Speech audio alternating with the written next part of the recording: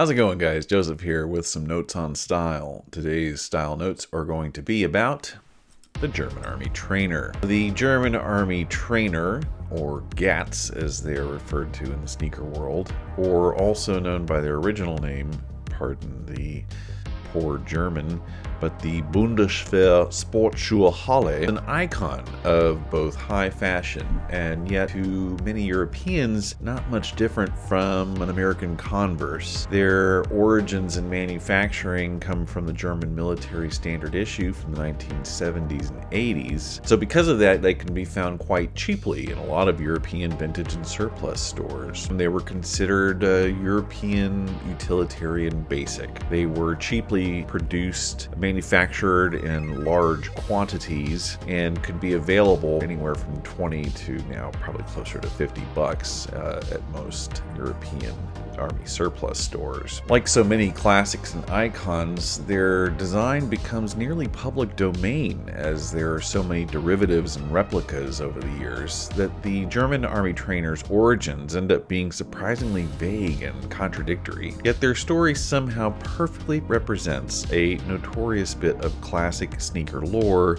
the infamous Dassler brothers feud behind Adidas and Puma. Because according to the Wall Street Journal, there is evidence that Adidas first designed the BW Sport, as it was known, for the West German Federal Army in the 1970s. And yet also in the Wall Street Journal, according to the Bundeswehr History Museum, the sneaker is also of Puma's design as well. For those unfamiliar with the Dassler family history, I highly recommend reading for yourself. This is a very complex story that, like many German stories of this particular point of history, there are many conflicting accounts, but generally the brothers Dassler were Adolf, Adi, and Rudolf, and they developed their first shoe factory in 1924. They were pioneers in developing spiked shoes for athletes, primarily runners. They provided sneakers for Olympic medalist Jesse Owens in the 1936 Olympics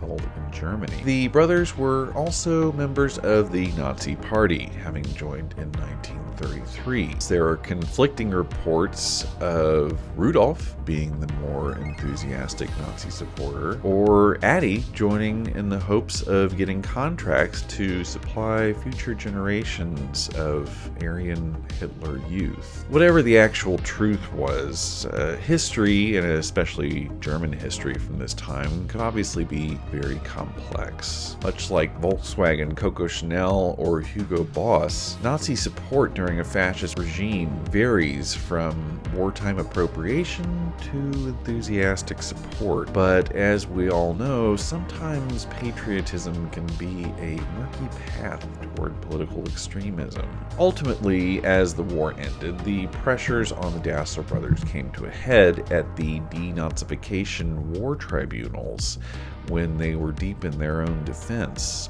each pointing the finger at one another to avoid conviction. However, there, like everything else, are also conflicting reports. Another ongoing conflict between them was Adi's dominant and maybe sometimes overbearing wife, Kathy. Now again, this is a very brief explanation, and the story is far more complex than this. This was a very loose interpretation. I really encourage further reading, but ultimately this split led to the competing factories of Adi forming Adidas and Rudolf forming Puma. So fast forward to the 1970s, and somehow, again, not clearly defined, both companies designed and manufactured the German Army Trainer for the West German Federal Army somehow? Not really clear. Because of their large quantities, the sneakers eventually became a European Army surplus store staple until 1998, when avant-garde fashion designer Maison Margiela began producing a high-fashion version in his replica line. And of course, both Adidas and Puma continued to use the lines of the shoe in their own sneakers. Most notably and most recently trendy are the highly coveted Adidas Samba. Samba. And in recent years, the Samba has become the de facto cool kid shoe with its minimal heritage design and high fashion adjacent style thanks to Margiela's continued notoriety. Now, I am by no means a sneakerhead.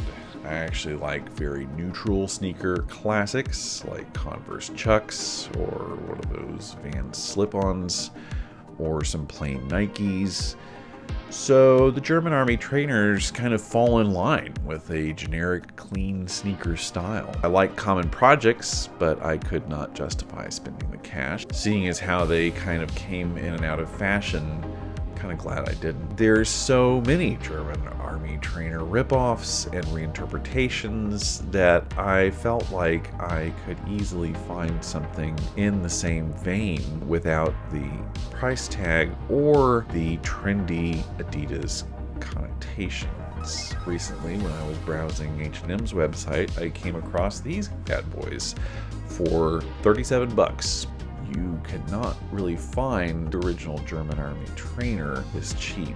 They look very much like the Martin Margielas, but at a fraction of the price. No, they are not leather. If, however, you like the German Army trainer style, there are still plenty to be found on the vintage market on eBay and Etsy. Another design house that reintroduced their version of the German Army trainer was the Dior Homme version, introduced by Adidas Samba in the early 2000s. Of course, you could splurge for the full-on Margielas, which come in a multitude of materials and colors, let alone the infamous variations that the house does season after season with all kinds of artistic interpretations on the sneaker. Like I said, it's like a pair of Converse in Europe. This is a throwaway shoe, thing that is not highly cared for. And on top of that, you can also find new clean versions, more luxurious versions from Beckett Simonin,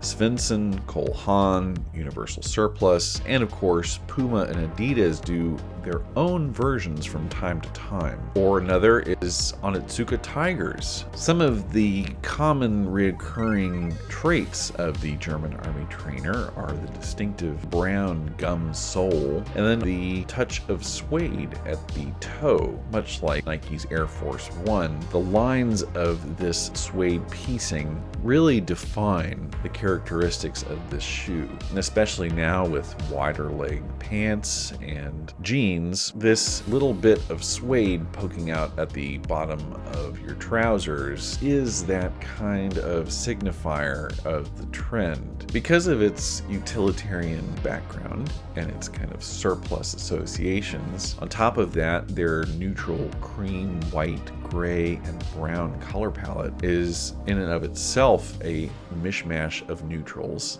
and given the current colorings of brown, tans, taupes, grays, and beiges, and a lot of white, this sneaker really seems to just fall right in. So it actually does a very good job at not drawing attention to itself, sitting in nicely with nearly everything I already own. It's not the kind of piece that you have to go out and buy things to go with that thing. Again, similar to a pair of Chucks, this seems to naturally fall on your feet with nearly anything you put on. This is a perfect weekend shoe that usually looks best with a pair of jeans. Also, given its military heritage, looks very nicely put together with an army jacket or some sort of olive green or army surplus style as well. Trench coats, gray pants, fuzzy sweaters, white jeans, blue jeans, this sneaker goes with it all. So it's a short video this week, nothing too high concept. I just wanted to take a moment to talk about something that is an icon in the realm of sneakers, and whether or not you've already bought into the Samba craze, this can certainly be an alternative for you if you're not too sure of it yourself. And you can take this as a lesson in using fast fashion as a bridge to owning a style if you're not 100% sold on it by testing the waters. So once again, if you enjoyed this video or want to see more videos on style, please do feel free to follow the channel. The channel is Some Notes on Style. Once again, I'm Joseph. Thanks for watching.